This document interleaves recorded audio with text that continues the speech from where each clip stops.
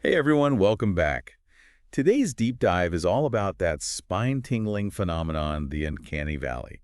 You know, that feeling of no PE you get from a CGI character or a robot that's almost human but not quite. Yeah. We're dissecting two fascinating articles that go way beyond creepy robots to uncover why this effect is so powerful. What's really intriguing is that the uncanny valley isn't just a reaction to modern tech. The term uncanny itself comes from the German word unheimlich, meaning unfamiliar or unhomely. It's a feeling that's been with us for centuries, even finding its way into our fears of dolls coming to life or mannequins moving in the It's shadows. like the stories are tapping into something deeper. Exactly. Think back to our ancestors encountering something that looked human but behaved strangely, maybe moved erratically or showed signs of illness. That primal instinct to avoid potential threats. Turns out it might be hardwired into us, making us hypersensitive to even the slightest deviations from normal human appearance or behavior. So it's not just me being picky about my CGI, it's evolution. In a nutshell, yes. And this sensitivity is especially heightened when it comes to faces.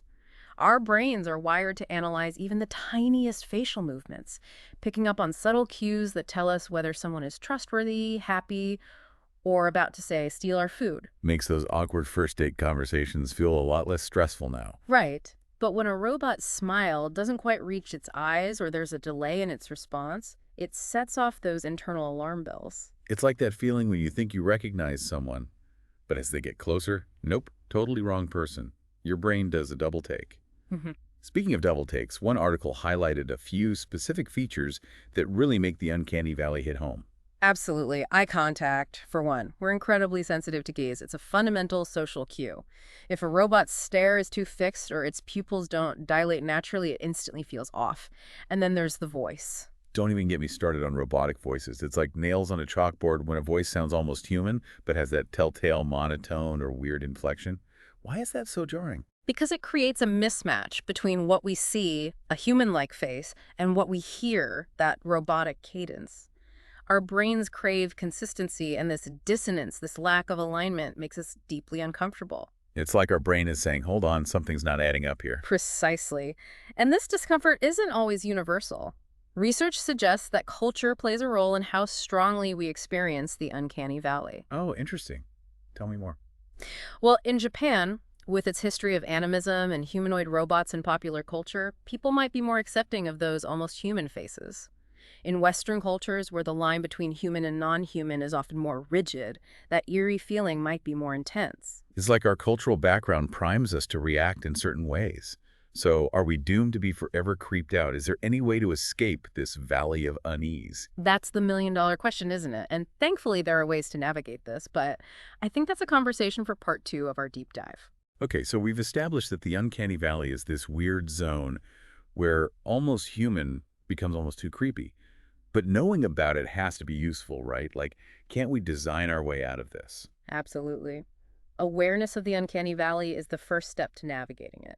One approach is actually quite simple stylization. Stylization. Like, instead of going for hyper-realistic robots, we make them more dot cartoony. Exactly.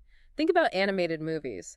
Pixar is a master of this. Their characters have exaggerated features, big eyes, expressive movements. Okay, yeah. Woody and Buzz Lightyear aren't exactly winning any realism awards, but they're adorable. Precisely. The stylization makes them relatable, even endearing, without triggering that uncanny feeling. It's about tapping into our emotional connection with familiar shapes and expressions, rather than aiming for perfect realism. So sometimes less is more when it comes to making robots our buddies. But what about those cases where we do need robots that look more human-like, like in healthcare, or for those companion robots? That's where focusing on behavioral realism becomes key.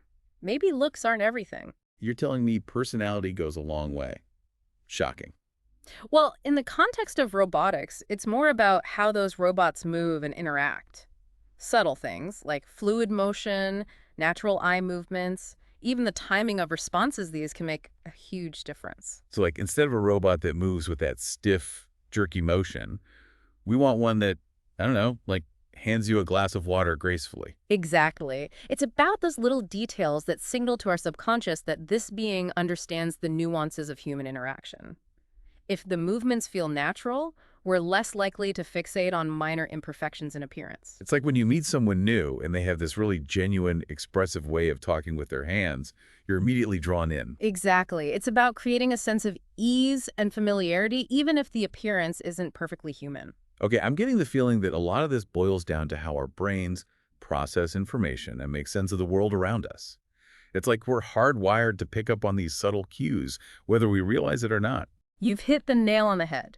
And this is where it gets even more interesting. There's a school of thought that suggests maybe the key to overcoming the uncanny valley is dot exposure. Exposure, like the more we hang out with robots, the less creepy they'll seem. Is that what you're saying? In a way, yes. It's based on the idea that familiarity breeds, well, if not affection, then at least acceptance. Some experts believe that as we interact with more humanoid robots, our brains will naturally adjust. So like that initial shock of, whoa, uncanny valley, will lessen over time, kind of like how special effects that blew our minds a decade ago now look kind of cheesy. Precisely. Our brains are incredibly adaptable. Think about how quickly we get used to new technologies. What once seemed jarring or strange can become completely normal with repeated exposure. Okay, I'm kind of seeing it now. Like maybe in the future, having a robot assistant that looks and acts almost human won't even be a big deal. We'll be all, hey, can you pass the salt, robot buddy? Exactly.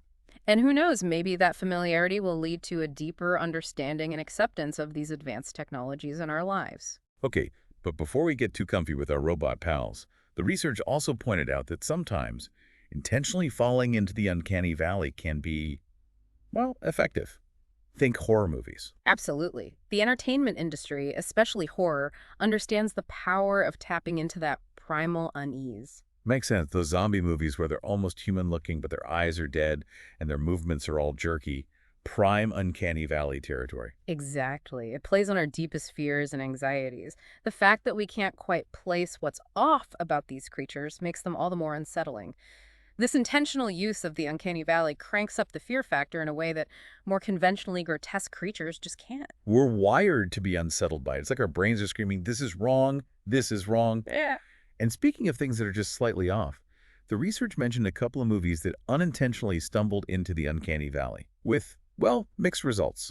One that comes to mind is The Polar Express. Yes, the anime A Christmas classic. I've heard things. It's one of those cases where the technology wasn't quite there yet. They aimed for realism, especially with the eyes, but something about it just feels off. Those discrepancies between features can be a major contributor to the uncanny valley effect. It's all about that fine balance. Right.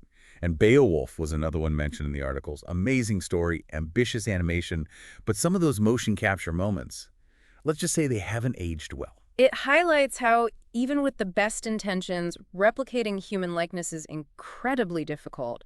It's the tiny details that often trip us up. It's like the closer we get to perfectly mimicking ourselves, the more glaringly obvious those tiny imperfections become. Precisely. It raises some really interesting questions, don't you think, about why we're so fixated on creating things in our own image and what happens when those creations don't quite meet our expectations. It's more than just robots and special effects. It feels like the uncanny valley is forcing us to confront something deeper about what it means to be human. And I have a feeling that's exactly where we're headed in our final act. Okay, so we've gone from creepy robots to questionable CGI, and now it feels like we're on the verge of some big existential questions. It's like the uncanny valley is more than just a tech issue, right? You've hit the nail on the head. It really makes us think about what it means to be human. Why are we so unsettled by something that looks almost human, but not quite? What does that say about us? It's like looking in a funhouse mirror. You recognize yourself, but something's distorted, and it makes you question what you're actually seeing. Exactly. And as artificial intelligence becomes more sophisticated, these questions are only going to get more complex. What happens when robots can mimic not just our appearance, but our emotions, our creativity? How will we define humanness then? It's both exciting and a little terrifying to think about, like, are we on the cusp of some new era of intelligence, and how do we fit into that? It's a huge unknown, but that's where understanding the uncanny valley becomes so important. It's not about fearing technological advancement, but about approaching it thoughtfully and ethically. So it's less about robots are going to take over the world and more about how do we make sure we're creating a future where both humans and AI can thrive. Precisely. By understanding why those almost human robots make us uneasy, we can design technology that is both innovative and ethically responsible. So it's about using this knowledge to create a future that we actually want to live in, not one that we've sleepwalked into. Exactly. It's about asking those tough questions now. What are the ethical implications of creating beings that look and act like us? What are the boundaries we need to set? What does it truly mean to be human in a world increasingly populated by artificial intelligence? That's a lot to grapple with. We started this deep dive with a simple question about creepy robots, and now we're contemplating the future of intelligence itself. It's amazing how much ground we've covered. That's the power of curiosity, right? It leads us down these unexpected paths and forces us to expand our understanding of ourselves and the world around us. It's been an incredible journey, and I think the most important takeaway is that the Uncanny Valley isn't just some weird quirk of human perception. It's a roadmap, a guide to navigating the complex relationship between humanity and technology. It's a reminder that even as we strive for innovation, we must never lose sight of what makes us human. Our empathy, our creativity, our capacity for connection. These are the qualities that will ultimately shape the future, no matter how advanced our technology becomes. So to our listeners, as we venture further into the age of AI, keep the Uncanny Valley in mind. It's not a place to fear, but a phenomenon to understand. It's a reminder to approach the future with open minds, thoughtful questions, and a deep respect for the things that make us who we are. Beautifully said. And who knows, maybe by embracing the uncanny, by confronting our anxieties and challenging our assumptions, we can create a future that is both technologically advanced and profoundly human. That's a future I think we can all get behind. Thanks for joining us on this deep dive into the Uncanny Valley. Until next time, keep exploring, keep asking questions, and keep an eye out for the extraordinary and the unexpected.